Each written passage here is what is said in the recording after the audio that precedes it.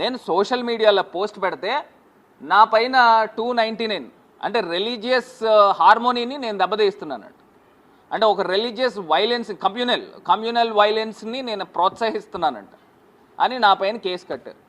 ఒక ఎంపీ చేసిన వ్యక్తి రాజమండ్రిని ఇంత అభివృద్ధికి అంటే నేనేం గొప్పవాడిని నేను చెప్పట్లా, నా వంతు ప్రయత్నం నేను చేశాను. నేను అంత ఇదిగా నేను ప్రజల గురించి నేను పోరాడుతూ ఉంటే, అన్యాయం జరగకుండా ఉండి పోరాడుతూ ఉంటే నా పైన 3 టౌన్ పోలీస్ స్టేషన్లో కేసు పెట్టారు. సరే, మాకు స్థానాలపైన మాకు గౌరవం ఉంది, ఖచ్చితంగా మేము క్వాష్ పిటిషన్ వేస్తాం.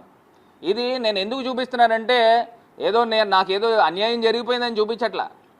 ఇప్పుడు నా బోటి వాడికి ఒక ఎంపీ చేసిన వ్యక్తికి ఏ రకమైన వాక్ స్వాతంత్రం ఉంది అని ప్రజలకు తెలియపరిచేదానికి నేను ఇది చూపిస్తున్నా. ఖచ్చితంగా న్యాయస్థానం పైన మాకు నమ్మకం ఉంది, మేము క్వాష్ పిటిషన్ వేసాము. ఆల్రెడీ న్యాయస్థానం కూడా అది పరిగణనలో తీసుకుంటారు, తీసుకుని ఎలాగ కేసు కొట్టేస్తారు. కాకపోతే ఎక్కడా కూడా జడిసేది లేదు, ఎక్కడా కూడా నువ్వు ఏదో కేసులు పెడతాను ఇంకో 10 కేసులు పెట్టుకో, నువ్వు 10 కేసులు పెట్టుకుని సెంట్రల్ జైలుకి వేస్తానంటే వేసుకో, నేను రెడీగా ఉన్నాను.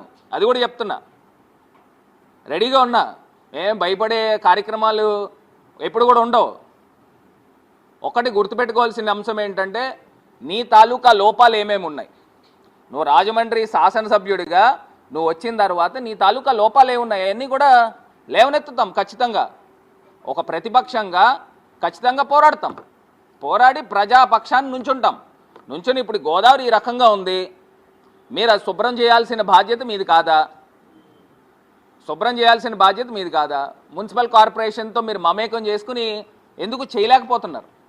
ఇప్పుడేమో మీరంతా కూడా ప్రతి చోట డ్రైనేజీలు క్లీన్ చేయించేస్తున్నాము, అన్నీ చెత్త అంతా తీయిస్తున్నాము అని ఊదరగొట్టి ఉపన్యాసాలు చెప్తున్నారు. నేను చెప్తున్నా, గతంలో ఇంటింటికి కూడా చెత్త సేకరణ ఉండేది. ఇప్పుడు చెత్త సేకరణ ఎక్కడ ఉంది అని అడుగుతున్నా. ఇప్పుడు తీసుకొచ్చి ఆ చెత్త అంతా కూడా ఎక్కడికి వెళ్ళిపోతుంది? డైరెక్ట్గా కాలువల్లోకి వెళ్తున్నాయి కాబట్టి మీరు పూడికలు తీస్తున్నారు. గతంలో ఎప్పటికప్పుడు చెత్త సేకరణ చేస్తూ ఉండేవాళ్ళం. ఇప్పుడు నేను అది 100% జరిగిపోతుందని కూడా నేను చెప్పట్లా, ఎన్నో కొన్ని లోపాలు ఉంటాయి. కాకపోతే మ్యాక్సిమమ్ మేమంతా కూడా ప్రజాహితం కోసం పనిచేసాం. నువ్వు చేసేది ఏంటి? పొద్దున్న లెగిస్తే ఇసుక మాఫియా చేయడం, మందు మొత్తం అంతా కూడా రాత్రింపగలు తాగించడం, మూడోది భూమాఫియా చేయడం, ఇవే కదా నువ్వు చేసే కార్యక్రమాలు. ఇవాళ ప్రజల ముందు పెడతా ఉన్నాం, ప్రజలే తేలుస్తారు. ఇంకేమన్నా ఉన్నాయి?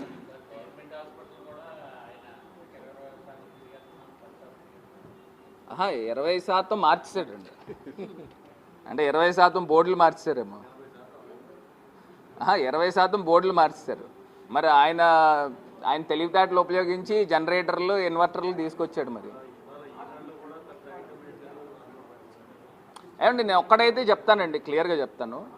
ఇప్పుడు ఆయన ఎమ్మెల్యే అని ఉత్తినే ఈవీఎం అని నేను ఉత్తినే అనట్లా.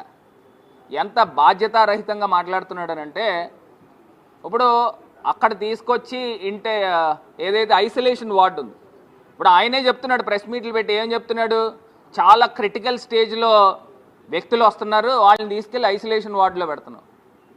అసలు ఏంటిది? ఇప్పుడు క్రిటికల్ స్టేజ్లో వస్తే వాళ్ళని ఎక్కడ పెట్టాలి? ఇంటెన్సివ్ కేర్, క్రిటికల్ కేర్లో తీసుకొచ్చి వైద్యం చేయించాలి.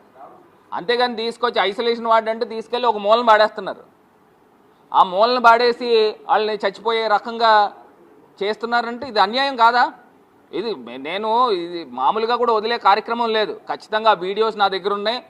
రేపన్న రోజున ఢిల్లీ వెళ్ళి హ్యూమన్ రైట్స్ కమిషన్ కూడా మేము వెళ్ళి కలుస్తాము, వాళ్ళకు కూడా రిప్రజెంటేషన్ ఇస్తాము. ఈ వీడియో ఫుటేజ్లన్నీ కూడా తీసుకెళ్ళి నేషనల్ హ్యూమన్ రైట్స్ కమిషన్ కూడా మేము అందజేస్తాము, కంప్లైంట్ చేస్తాం.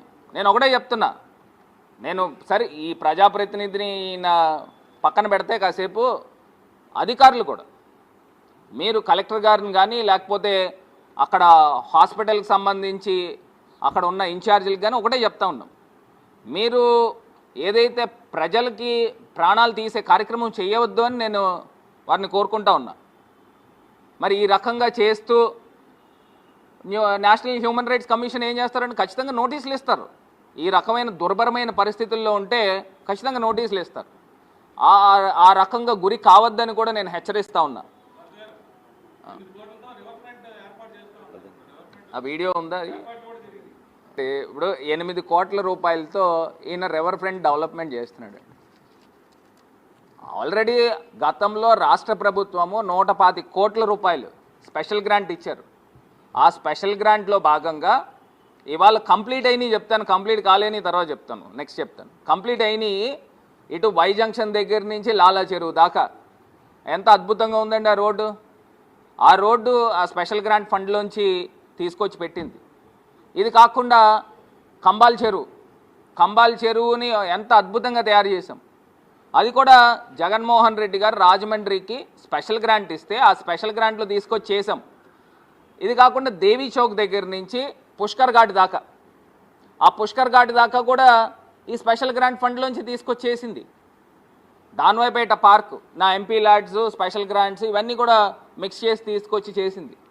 దాన్వైపేట పార్క్ నేను అన్నీ మంచి చేసి అన్నీ చేస్తూ ఉంటే దాన్ని నువ్వు రెబ్బన్ కటింగ్లు చేసుకో, దానికే పనికొస్తావు. ఇంకా అంతకు మించి మనం చేసేది ఏం లేదు. ఇప్పుడు ఇవాళ గతంలో 22 కోట్ల రూపాయలతో అసలు మొత్తం ఆ ప్రాజెక్ట్ కూడా ఒక్కసారి మీడియాకు కూడా ఒకసారి గుర్తుకు చేస్తున్నాను తెలుసున్నప్పటికీ, 70 కోట్ల రూపాయలతో ఆ ప్రాజెక్టుకి శ్రీకారం చుట్టాం. ఆ 70 కోట్ల రూపాయలు అప్పర్ ప్రామినేట్, లోవర్ ప్రామినేట్. అప్పర్ ప్రామినేట్ ఏంటంటే గోదావరి, ఇప్పుడు ఈయనకు కూడా చెప్తున్నాను, మీరు కూడా తెలుసుకొని నా యొక్క ఇన్పుట్స్ని వాడుకుంటే ఇంకా ఉపయోగపడుతుంది రాజమండ్రి ప్రజలకి. అప్పర్ ప్రామినేట్ ఏంటంటే ఇన్ఫినిటీ వ్యూ ఇస్తున్నాం. గోదావరి రోడ్ నుంచి ఎవరైనా బైక్ మీద వెళ్ళినా లేకపోతే నడుచుకుని వెళ్ళినా డైరెక్ట్ మధ్యలో ఏ రకమైన హర్డిల్స్ రాకుండా డైరెక్ట్ గోదావరిని ఫీల్ అవ్వేదానికి ఇన్ఫినిటీ వ్యూ అంటారు. ఆ ఇన్ఫినిటీ వ్యూకి 22 కోట్ల రూపాయలు శాంక్షన్ చేసి శంకుస్థాపన చేసి ఆల్రెడీ అది టెండర్స్ కూడా ఆల్రెడీ పిలిచారు.